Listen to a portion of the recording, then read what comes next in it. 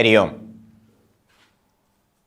വൃശ്ചിക പൂമ്പുലരിയിൽ വ്രതശുദ്ധി വരും എന്നാണ് ഒരു ഗായകൻ കൽപ്പിച്ച് പാടിയത്. ഈ ഒരു വ്രതശുദ്ധി താൽപ്പര്യം എല്ലാവരുടെയും ഉള്ളിലുണ്ടാവട്ടെ എന്ന ആശംസകളോടെ മഹിഷീ ചരിതം നമ്മൾ കഴിഞ്ഞ ചില ദിവസങ്ങളിലായിട്ട് ശ്രദ്ധിക്കുകയായിരുന്നു. ലീല അത്യധികം ഭോഗതത്പരയായപ്പോൾ മഹിഷിയായി അസുര സ്ത്രീയായി അധപ്പതിച്ചുപോയി എന്നിങ്ങനെയാണ് കഥാഗതി ചൂണ്ടിക്കാണിക്കുന്നത്. അസുര ശബ്ദത്തിന് അസുവിൽ രമിക്കുക എന്ന വാഗർത്ഥം. അസു എന്ന ശബ്ദത്തിനാകട്ടെ പ്രാണൻ എന്നാണ് വാഗർത്ഥമെങ്കിലും ഉപലക്ഷണമായി ഗണിച്ചോളണം എന്ന് ആചാര്യന്മാർ പറയും. എന്താ ഉപലക്ഷണം എന്ന് പറഞ്ഞാൽ ഏതെങ്കിലും ഒന്നിനെ സൂചിപ്പിക്കുമ്പോൾ ആ ഗണത്തിൽപ്പെട്ട മറ്റെല്ലാറ്റിനെയും മനസ്സിലാക്കിക്കൊള്ളുക. ഇതുപോലെ പ്രാണപ്രയോഗം വരുമ്പോൾ ഇന്ദ്രിയങ്ങളെ കൂടി മനസ്സിലാക്കണം എന്ന് സാരം. ചുരുക്കത്തിൽ അസുവിൽ രമിക്കുക, ഇതാണ് അസുര ശബ്ദം കൊണ്ട് അർത്ഥമാക്കുന്നത്. ഇന്ദ്രിയഭോഗത്തിൽ മുഴുകിപ്പോവുക. ഭോഗാരാമൻ അല്ലെങ്കിൽ ഭോഗാരാമ, ഇന്ദ്രിയാരാമൻ. അപ്പം നമ്മളൊക്കെ വെറും ഇന്ദ്രിയഭോഗത്തിൽ മാത്രം താല്പര്യമെടുത്ത് വർത്തിക്കുന്നു എന്ന് വന്നാൽ അസുരന്മാരായി. അതിൽ ക്രൂരത കാണിക്കുമ്പോൾ രാക്ഷസന്മാരുമായി. മറിച്ച് അതിനെ നിയന്ത്രിക്കണം. ദത്തമാമുനി ഇതാണ് ലീലയോട് ഉപദേശിച്ചത്. ലീല അത് കേൾക്കാൻ തയ്യാറായില്ല. ഇന്ദ്രിയ ഭോഗത്തെ സംബന്ധിച്ച് എഴുത്തച്ഛൻ പല പ്രകാരത്തിൽ പാടിയിട്ടുണ്ട്. മനുഷ്യജന്മം എത്ര തുച്ഛമാണ്. വന്നി സന്തപ്ത ലോഹസ്ഥാംബു ബിന്ദുന സന്നിഭം മർത്യജന്മം ക്ഷണഭംഗുരം. വന്നി സന്തപ്ത ലോഹം, ചുട്ടുപഴുത്ത് കിടക്കുന്ന ഒരു ലോഹ കഷ്ണത്തിൽ ഇത്തിരി വെള്ളം പതിച്ചാൽ നിമിഷമാത്രം കൊണ്ടത് ആവിയായി പോകും. ഇതുപോലെ മനുഷ്യജന്മം വളരെ ക്ഷണഭംഗുരമാണ്. ആകെ കാലപ്രയാണത്തിൽ ഇതൊന്നുമല്ല. ആ കിട്ടിയ കാലത്ത് ഭോഗബുദ്ധിയെ ജയിച്ച് യോഗബുദ്ധിയെ അനുസരിക്കാൻ സാധിക്കുന്നില്ലെങ്കിൽ അസുരന്മാരായി അധപ്പതിച്ചു പോകും. ഇതാണ് കഥാഗതി നൽകുന്ന സൂചന.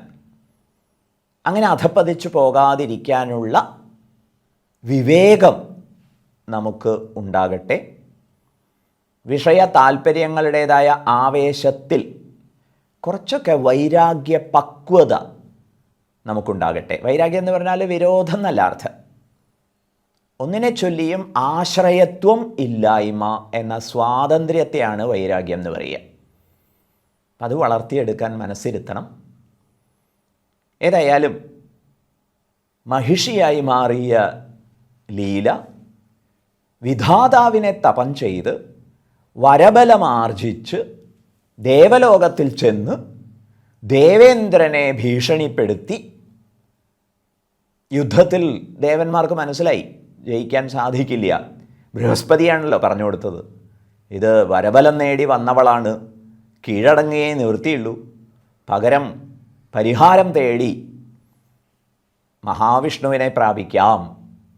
അങ്ങനെ അവർ അവിടെ എത്തിച്ചേർന്നു. ഒടുവിൽ മഹിഷിയെ ദേവലോകത്തിൽ നിന്നും സ്വാധീനിച്ചു കൊണ്ടുവരാൻ മഹിഷത്തെ ആവിർഭവിപ്പിച്ചു. ത്രിമൂർത്തികളിൽ നിന്നാണ് മഹിഷം ഉദ്ഭവിച്ചത്. അങ്ങനെ ദത്തമുനി മഹിഷമായി പുനരവതരിച്ച് മഹിഷിയെ സ്വാധീനിച്ചു കൊണ്ടുപോയി. കുറച്ചു കാലമൊക്കെ സ്വർലോകവാസം കഴിഞ്ഞ ശേഷം ഭൂമിയിലേക്ക് വന്നു. അങ്ങനെ മഹിഷി വന്ന ഇടമാണ് എരുമയാണല്ലോ എരുമേലി എന്ന് പ്രസിദ്ധമായത് എന്ന് ആചാര്യന്മാർ ചൂണ്ടിക്കാണിക്കും. ഏതായാലും ദേവലോകം തിരിച്ചു കിട്ടി. അങ്ങനെ ദേവേന്ദ്രൻ സ്വർലോകാധിപതിയായി വാഴുന്ന സമയത്ത് ഒരു ദിവസം ത്രിലോക ഗുരുവായിട്ടുള്ള ത്രിലോക സഞ്ചാരിയായിട്ടുള്ള ശ്രീ നാരദർ അവിടെ എത്തിച്ചേർന്നു. ദേവേന്ദ്രനോട് ത്രിഭുവന വിശേഷമൊക്കെ പങ്കുവെച്ച ശേഷം ഭൂലോകത്തിൽ പർവ്വതങ്ങൾക്കൊക്കെ ചിറക് ലഭിക്ക കാരണം പാറി നടന്ന് വലിയ ഉപദ്രവം സൃഷ്ടിക്കുന്നു. അതുകൊണ്ട് ഭവാൻ ചെന്ന് വജ്രായുധം കൊണ്ട് പർവ്വതങ്ങളുടെ പക്ഷച്ഛേദം നടത്തണം. പക്ഷം എന്ന് പറഞ്ഞാൽ ചിറക്. പർവ്വതങ്ങളുടെ പക്ഷങ്ങൾ ഛേദിക്കണം. പക്ഷേ ഏതൊക്കെ പർവ്വതങ്ങളുടെ പക്ഷമാണ് ഛേദിക്കാതിരിക്കേണ്ടത്? ശ്രീനാരദർ അത് ചൂണ്ടിക്കാണിച്ചു കൊടുത്തു. ചില പർവ്വതങ്ങളൊക്കെ മന്ദരവും ഗന്ധമാദനവും കൈലാസവും മഹാമേരുവും ഹിമവാനുമൊക്കെ ഭഗവാൻ പരമശിവൻ്റെ ഭക്തവൃന്ദമാണ്.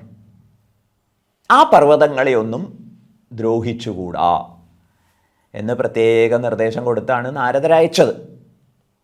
ദേവേന്ദ്രനാകട്ടെ പർവ്വതങ്ങളുടെ പക്ഷച്ഛേദം നടത്തും തോറും ഗർവമുള്ളവനായി ഭവിച്ചു എന്നാണ്.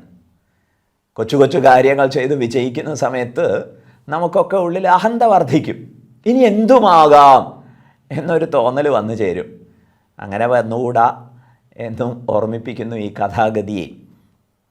ഏതായാലും ആവേശം മൂത്ത ദേവേന്ദ്രൻ പല പർവ്വതങ്ങളുടെയും പക്ഷച്ഛേദം ചെയ്ത് ചിറകുകൾ അരിഞ്ഞ് അവയൊക്കെ അതാത് സ്ഥലങ്ങളിൽ പിന്നീട് സ്ഥിരമായി വർത്തിക്കാൻ ആരംഭിച്ചു. അങ്ങനെയാണ് പർവ്വതങ്ങളൊക്കെ അചലങ്ങളായത്. നേരത്തെ പർവ്വതങ്ങളൊക്കെ പറക്കുന്നവയായിരുന്നു, പക്ഷികളെ പോലെ. പക്ഷേ പർവ്വതം പറക്കുമ്പോൾ വലിയ ദ്രോഹമാണ്. എവിടെയെങ്കിലുമൊക്കെ വന്നങ്ങോട്ട് പ്രതിഷ്ഠിതമായാൽ അവിടെയുള്ളതൊക്കെ നശിച്ചു പോവും. ഇങ്ങനൊരു ദുരിതം നേരത്തെ ഉണ്ടായിരുന്നു. അതാണ് നാരദരുടെ ഉപദേശപ്രകാരം ദേവേന്ദ്രൻ നിയന്ത്രിച്ചത്. സന്തോഷം.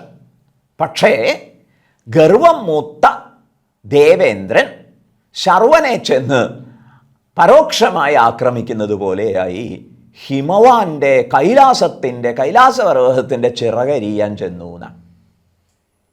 പക്ഷേ പരമശിവൻ നേരിട്ട് ഇടപെടേണ്ടി വന്നില്ല. പകരം പരമേശ്വര വാഹനമായ നന്ദികേശൻ ദേവേന്ദ്രനെ തിരിച്ച് അമരാവതിയിലെ സിംഹാസനത്തിൽ കൊണ്ടുപോയി ഇരുത്തിച്ചു. ദേവേന്ദ്രന് വലിയ നാണക്കേടായിപ്പോയി.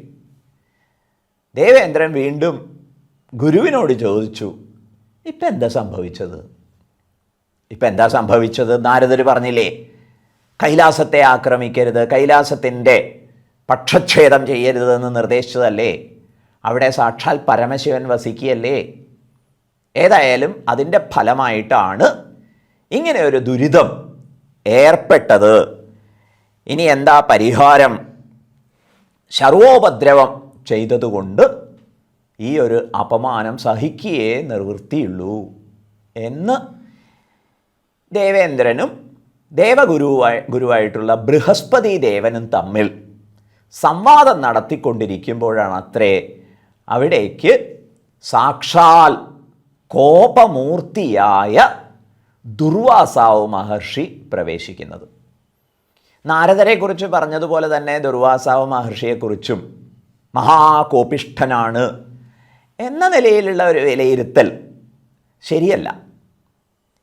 ഈ മഹർഷീശ്വരന്മാരൊക്കെ ഭഗവാന്റെ ഉപാധികളായി പ്രവർത്തിക്കുന്നു എന്നുള്ളതാണ് വസ്തുത.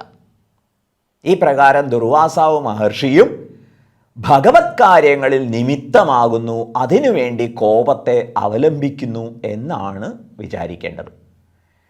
ഇതിൻ്റെ തുടർച്ചയായിട്ടുള്ള കാര്യങ്ങൾ നമുക്ക് തുടർന്ന് മറ്റൊരു ദിവസം ശ്രദ്ധിക്കാം. എല്ലാവരെയും ധർമ്മശാസ്താവ് അനുഗ്രഹിക്കട്ടെ. സ്വാമിയേ ശരണമയ്യപ്പ.